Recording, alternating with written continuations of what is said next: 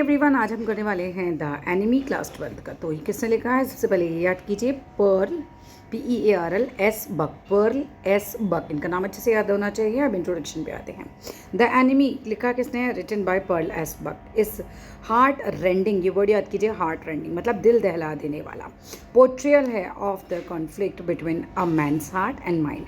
ये दिल दहला देने वाला एक ऐसी कहानी है। पोर्ट्रेल क्या होता है? जहाँ पे आप पोर्ट्रे करते हैं, जब आप सोचेंगे तो आपको कल्पना में वो कहानी एकदम दिखने लग जाती है।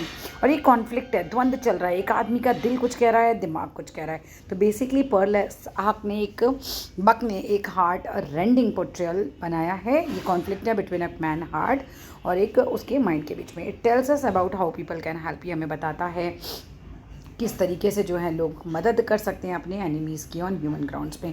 मतलब देखो, आप इंसान जो है वो देश एक दूसरे के दुश्मन हो सकते हैं, पर मानवता हर चीज़ से बड़ी है। इस चैप्टर में हमें ये दिखाया गया है।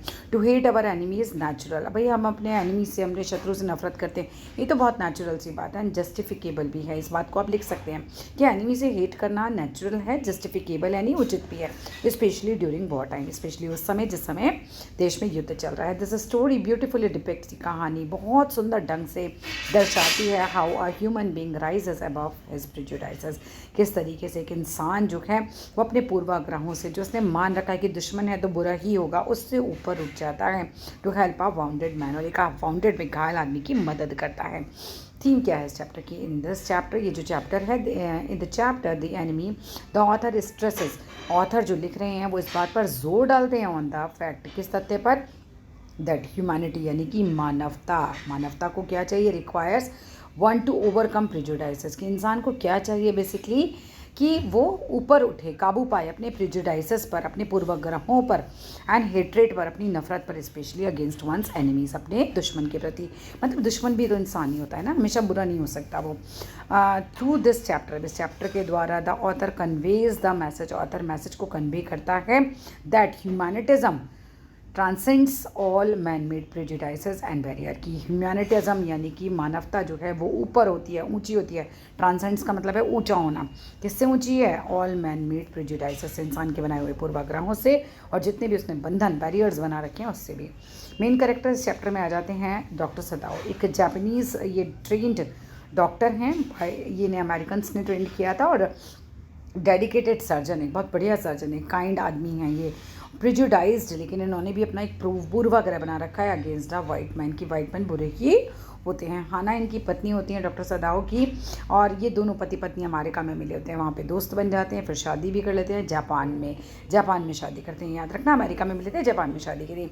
बहुत बैलेंस्ड वीमेन है ये, बहुत ही तरीके से मतलब संभल के चलने वाली लेडी हैं। स्टैंड्स विद हर हस्बैंड, अपने पति के साथ खड़ी रहती हैं, बहुत रिस्पॉन्सिबल हैं, बहुत डिग्निफाइड अभिलाषी हैं, अभिमानी है, मतलब इनको सेल्फ रिस्पेक्ट बहुत ज़्यादा है इनके अंदर, और बहुत ग्रेसफुल लेडी हैं।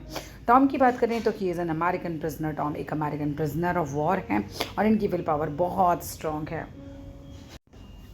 अब टॉम की बात आते हैं जनरल टाकिमा। जनरल टाकिमा एक he is famed Japanese war hero हैं, बहुत फेमस वॉर के हीरो हैं। ही इज़ सेल्फिश, बहुत ज़्यादा सेल्फिश है, पहले अपने बारे में सोचते हैं, इसीलिए इन्होंने जो डॉक्टर सदाओ थे ना, इनको भी युद्ध वाले सैनिकों के साथ जो है, सेना के साथ भेजा भी नहीं था कि भाई कहीं ऐसा ना हो कि इनकी ज़रूरत मुझे पहले पड़ जाए। तो आप सोचो कि अगर मतलब इतना बड़ा जनरल अपने बारे में पहले सोच रहा है, तो हम उसे यही कहेंगे कि वो क्या है? वो बहुत ज़्यादा सेल्फिश है, बहुत केयरलेस भी हैं, ठीक है, क्योंकि उनको युद्ध की इतनी चिंता ही नहीं थी। और दूसरा रूथलेस है, बहुत क्रूर है, क्योंकि ये इस टॉम को मरवाने के लिए आदमी भी भेजने की बात कहते हैं, तो बहुत क्रूर भी हैं ये। यूमी कौन होती है? यूमी द सर्वेंट है, एक नौकर है यहाँ पर, जो लुक आफ्टर करती है, देखभाल करती है डॉक्टर सदाओ की और हाना के बच्चों की, है ना, इनके बच्चों की, सदाओ और हाना के बच्चों की। बहुत प्यार करती है बच्चों से, बहुत लॉयल है कंट्री के प्रति, इसीलिए नौकरी भी छोड़ देगी। बच्चों से प्यार करती है, नौकरी है, बट वो कंट्री को ज़्यादा फेवर करती है, पहले उसको मानती है, बहुत लॉयल है, इसलिए नौकरी छोड़ देती है। प्रिजुडाइज्ड है अगेंस्ट द वाइट मैन, और इसने भी एक पूर्वाग्रह बना रखा है कि वाइट मैन कैसे होते हैं? बहुत बुरे होते हैं। डोमेस्टिक सर्वेंट्स में कहानी में कौन कौन है? एक कुक है, एक गार्डनर है, एक केयर टेकर भी है, और ये सब अपनी कंट्री के लिए लॉयल हैं, और ये सब प्रिजुडाइज्ड हैं अगेंस्ट द वाइट मैन। ये मानते हैं कि वाइट मैन बहुत ख़राब होते हैं। अब डॉक्टर सदाओ, ये समझी कहानी है ये, कि डॉक्टर सदाओ और उनकी जो पत्नी होती हैं हाना, वो बाहर खड़ी होते हैं दरवाजे पर।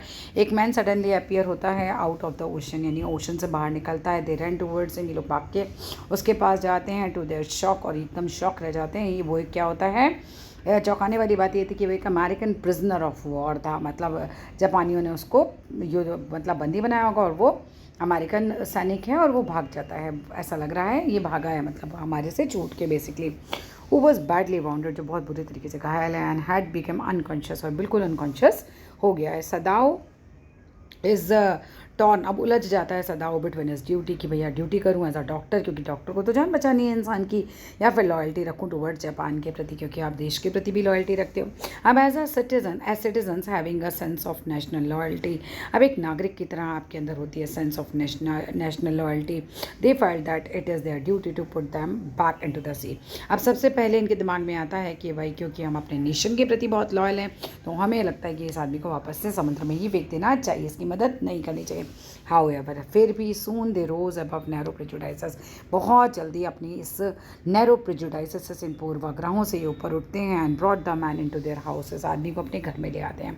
Even though they faced open defence from there domestic staff, अब इनका जो घर वाले होते हैं ना, डोमेस्टिक स्टाफ जो होते हैं, ये खुले तौर पर घृणा करते हैं इस आदमी से। इन लोगों को लगता है हम जापानी हैं, या अमेरिकन है, हमारा दुश्मन है, आप इसे घर में ले आए, तो बहुत घृणा करते हैं। ये लोग जॉब भी छोड़ेंगे। They realise the risk inherent in the harbouring an enemy, अब ये लोगों को पता रहता है कि भैया इस आदमी को यहाँ रखने में बहुत ज़्यादा खतरा भी है, ये हमारा दुश्मन है। बट डॉक्टर सदाओ जानते थे that he would not be arrested, कि भाई मुझे अरेस्ट नहीं किया जाएगा, एंड कंडेम्ड नहीं किया जाएगा, नौकरी से नहीं निकाला जाएगा बाय द रूथलेस, यानी कि क्रूर जनरल के द्वारा, as he himself might need services, क्योंकि जनरल को तो खुद ही डॉक्टर सदाओ की सर्विसेज चाहिए, एनी टाइम उसका ऑपरेशन होने की ज़रूरत हो सकती है।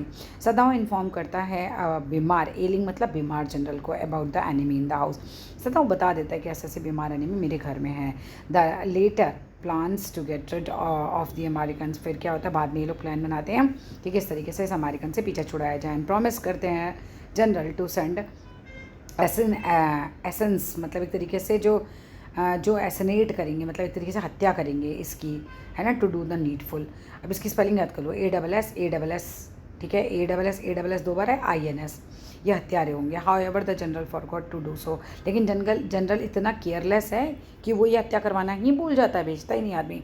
आफ्टर अ वाइल, कुछ टाइम बाद क्या होता है, as the American got better, जैसे ही अमेरिकन बंदा सही होता है, थोड़ा बेटर होता है, Sadao made arrangements for him, Sadao इसके लिए अरेंजमेंट करा देता है to go to an island, की आइलैंड पे जा सके जो कि नियर बाय है, from where he could try to get of enemy boundaries, जहाँ से एनिमी बाउंड्रीज से बाहर निकल सके, by boarding a Korean fishing boat, और वो बोर्ड करता है ये कोरियन फिशिंग बोट, जिसका इंतजाम भी डॉक्टर सदाओ ने किया होता है। That's all in this video. अगली वीडियो में क्वेश्चन आंसर स्टार्ट करेंगे।